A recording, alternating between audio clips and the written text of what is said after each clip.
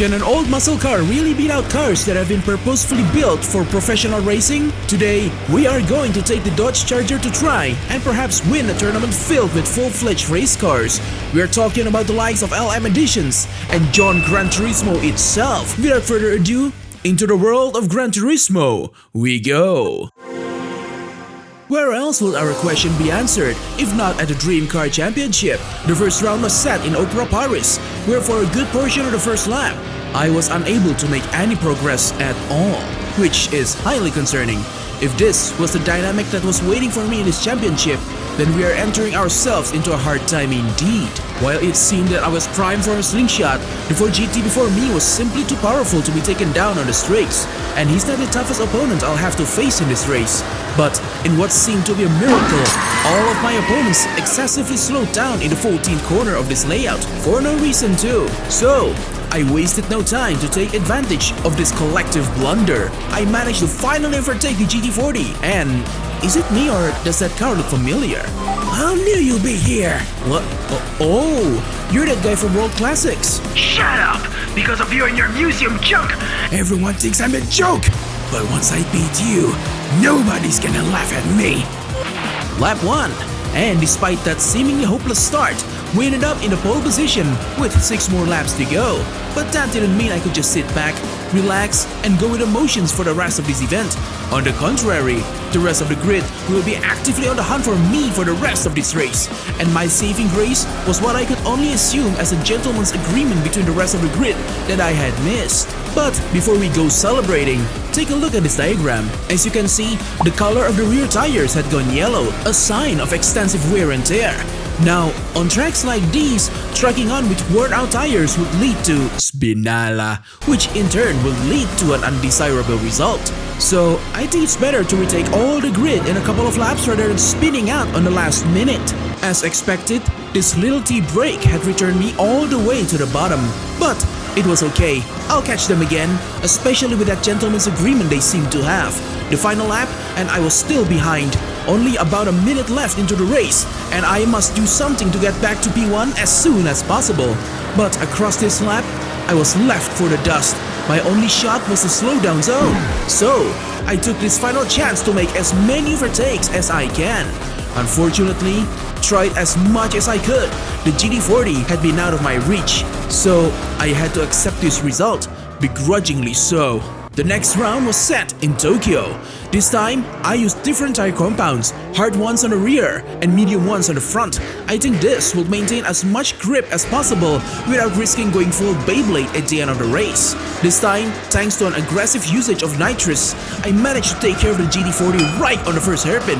While the 4GT managed to third party the both of us, he was still close by. Only, there was something weird about this Charger's handling. It became drifty. Way too drifty. In no way this sort of handling is optimal to challenge race cars. But for now, it is what it is. Despite the unpredictability this combination of tires had brought, I was still able to overtake the white 4GT and hold on to the pole position. Strangely enough, this combination is just perfect to take on the long, parabolic left-hander, which was a surprise welcome to the situation at hand. While it kind of helped in the handling department, this combination had turned the saddle corner on the long straights into quite a hazard for me, as there was no way I could just slow down willy-nilly when my competition is this fierce. Another lap and I managed to hold on. The game's cover car remained close and ever so haunting, and to make things worse, he actually managed to score an overtake. But that was not something I just allowed to happen. I worked this car through the ringer and managed to contain the situation right before things could get out of hand. Unfortunately, this happened. Yay! Stupid! And so, it revealed that I still had much to learn on stress management. Letting that drift happen was a mistake that allowed the Ford to retake P1. Our fight for the win resumed far into this lap, and on the one corner this Charger does not struggle. I took my win back. It's the final lap. Tires are looking good, and I have just enough nitrous for one final burst. I got this. But on the parabolic left-hander, tragedy struck. After that poke, I was knocked out of my lane, and my rhythm. Two of them managed to squeeze in. Desperate to get them back in line, I pushed this Charger hard, too hard, But all was not lost, so I pinned one of them to the wall and used all the nitrous I had left on the straights, hoping to catch John Gran Turismo before the finish line. But reality is often disappointing, and so I had to be happy with a silver medal once again. But since the Spec 2 Ford won this round, we were very tight standings-wise. Whoever wins the next round will lead the championship. And the tiebreaker was set up in the Deep Forest Raceway. This time, no more goofy mixed compounds, only racing mediums. The awkward feeling was gone. The Charger is back under complete control. With this regained confidence, I could cut through the pack. Despite this, the top contenders are still better than me in the speed department. So, I sought unintentional help. With reduced wind resistance, I could achieve a level of acceleration close to the race leaders. Deep, rich experience within the Deep Forest Raceway had opened my eyes to the correct way of dealing with the final corner. With this pace, I could monopolize the best lane of this hairpin, denying the cover car his optimal lane, and secured an audience with the GT40. I was not going to waste such an opportunity, and closely tailed the race leader down the S's. With last backdraft, I had enough momentum to perform a slingshot maneuver, which had led me towards the pole position. Zero nitrous and no fuss. With each lap passed, the larger my gap against the GT40 became. This race had opened my winning conditions for this tournament, racing mediums and no pit stops. By the final checkpoint of the race, I was almost 3 seconds ahead of the full-fledged race cars. Finally, I have redeemed myself and claimed the lead in the tournament. The next round was set in Seoul Central, 7 laps, which honestly reminded me of Opera Paris. But I remembered the winning condition and braved this seemingly treacherous round with racing mediums. With the optimal grade of handling this compound as provided, I got to be bold with the old muscle car and took brave lines. Now, while small, this layout has a lot of straights in it, not good for me, who had a disadvantage in the speed department. So, if I were to stand at winning this round, I must drive as optimally as I could, and that would require boldness. By the second lap's first checkpoint, the GT40 was making significant moves. While I could take P2 away from the Spec 2 for GT, something must be done about the current race leader. So, with no cars fast enough to leash slipstream off, I resorted to the good old nitrous oxide. By using the bottle of speed of juice responsibly, I got just what I needed to catch up. With a strong start, I proceeded deeper into the lap, but on the third corner, I had to lower my pace as you were supposed to take on these corners gently. The second I hit the straights, however, I immediately put the hammer down to ward off the rivaling Ford GT. This time, I used less nitrous as I was already in the front. I didn't need the frenzy from the previous laps at this stage, and so I managed to claim another victory in the tournament. Did I say Seoul Central was reminiscent of Opera Paris? Then I'd like to make a correction. Seoul Central's track was much smaller than Opera Paris. My tires didn't even make it to the yellow zone. Hong Kong, however, was a different story. Knowing my rival's behavior in any place that favors power, I immediately worked through the pack. On the largest straight here, I blasted open the nitrous, hoping to catch up with the faster opponents within this race. I cut through the Ford GT on the hairpin, but the usual suspects had run towards the sunset, so I put my trust in this Charger and gave chase. On the second lap, it looked like history would repeat itself, but no. Because this time, I knew how to boost responsibly, and after squeezing past John Gran Turismo, I could set all of my focus towards the GT40. Before the second lap had ended, the GT40 showed his Achilles heel. Despite everything, I was still uncontested around the corners, which is where I finally sat at the top. Of course, this meant the GT40 will try and attack me at every possible moment for the remainder of the race. By the 6th lap, the 4 GTs had gotten more aggressive. No! But I preserved. I did not let such surprises bother my driving. To remain on the top, I must survive his obvious attempt of sabotage. Not only that, but my tires had shown first signs of wear and tear. This set of tires would only worsen with more intensive usage. The tire situation had gotten so bad that on the final lap, it had reached the red territory. This means that the rear tires are, well, cooked. Meanwhile, the 4 GTs did not relent. They were still right behind me. One slip up and I can kiss the golden trophy in this race. So, just for the final lap, I reduced my pace, focused on keeping the rest of the grid behind, and more importantly, avoid spitting out, which will destroy all hope that I have left. That was the final lap. I refuse to surrender, not when I've come this far. My fight against at least 2 4 GTs did not stop there. When there's an opportunity, one of them will always take it. Despite the dead tires, I was still able to follow proper racing lines and remain somewhat optimal. After the last set of corners was dealt with, I put the hammer down, ready to bring the win back home. And after a long, hard-fought battle, I managed to reach P1 in this round as well.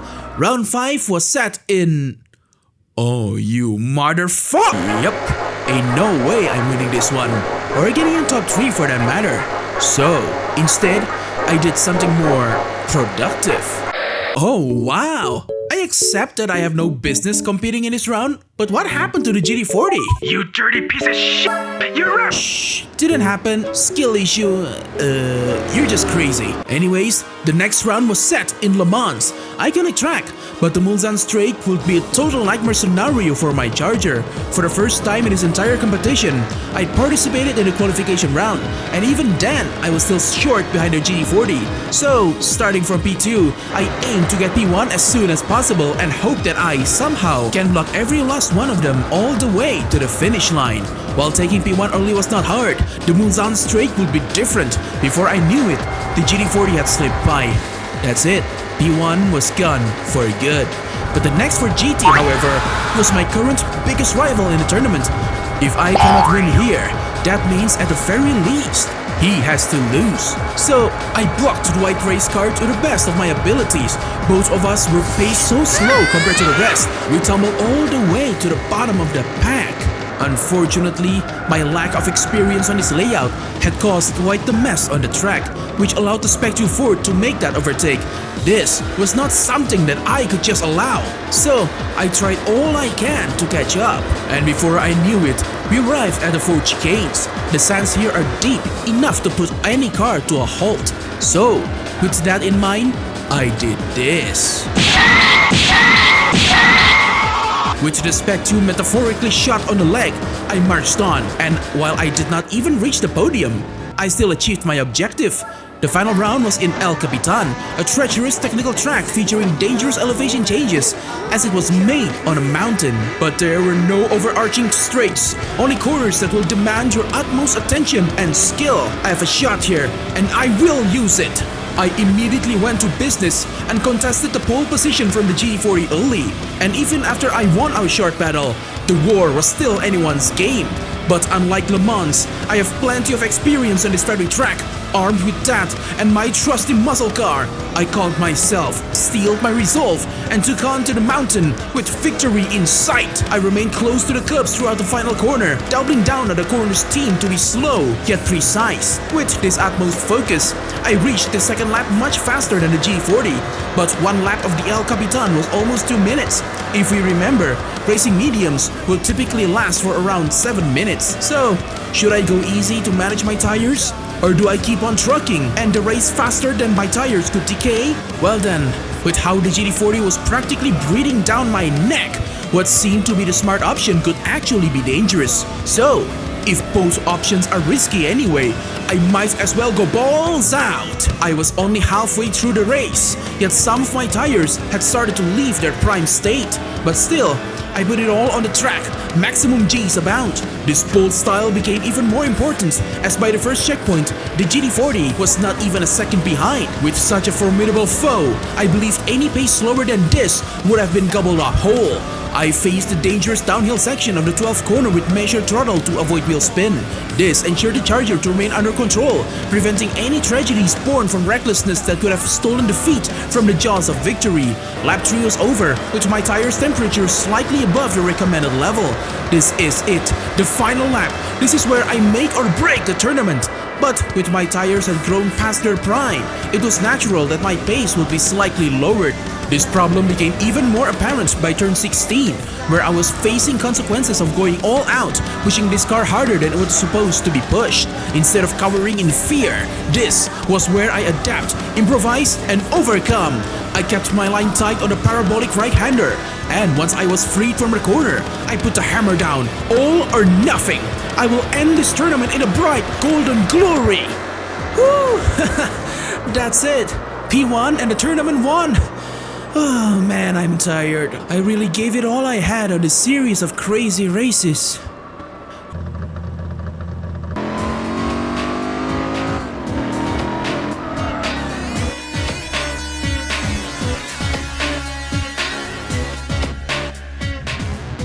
You got lucky.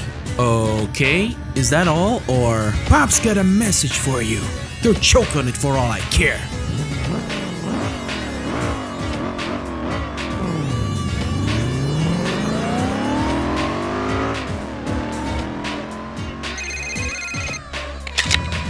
I'll keep it brief. You can promise, but I want to see your talents firsthand. Why don't you get in your car and meet me in the American competitions? I've got something special in store for the winner.